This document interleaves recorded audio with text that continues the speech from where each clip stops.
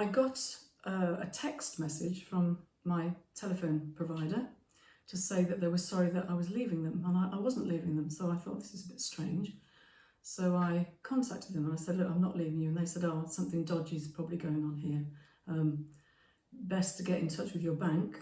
I got in touch with them, told them not to authorise any new transactions because it looked like somebody had, stolen my identity or hacked into my phone or whatever.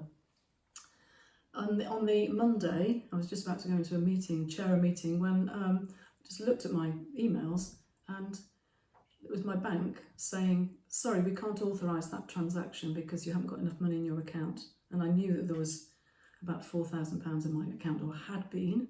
So I checked my account and £4,000 had been taken out and transferred, a standing order, to a person that I didn't know, a person in Nigeria.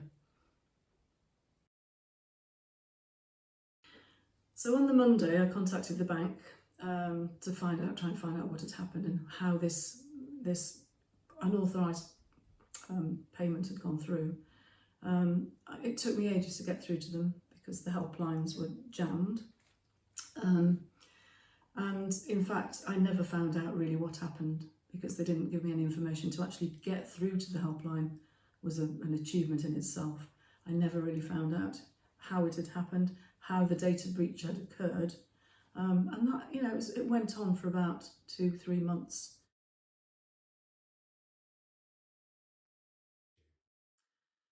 So very upsetting. I think I was just preoccupied by it, and I was still working because I hadn't retired yet. It was building up to my retirement, but it was, I had important meetings to go to. I got quite a responsible role, and I couldn't concentrate. So I couldn't concentrate, and I was waking up in the morning. First thing I thought about was this, and then quite often I'd burst into tears because I was quite upset, and then I thought, oh, it's not my fault, because you tend to think I must have done something to, in order for people to hack into my details. I didn't do anything. I never give people any information over the phone or by email. Don't do that. I just never have. So, in retrospect, I know it wasn't my fault, but at the time you think, what did I do? So a bit guilty, but mainly very upsetting.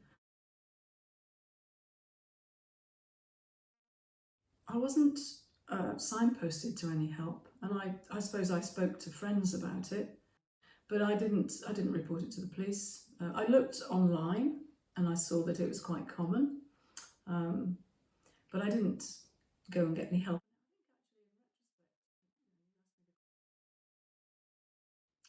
I'd say get some support, because it's a very upsetting experience, to have your identity stolen and your data taken from someone. It's quite intrusive, and I think it's really useful to talk to people, talk to somebody who has those skills, who knows about the situation, and I think I certainly would advise myself, if I was going back, to do that.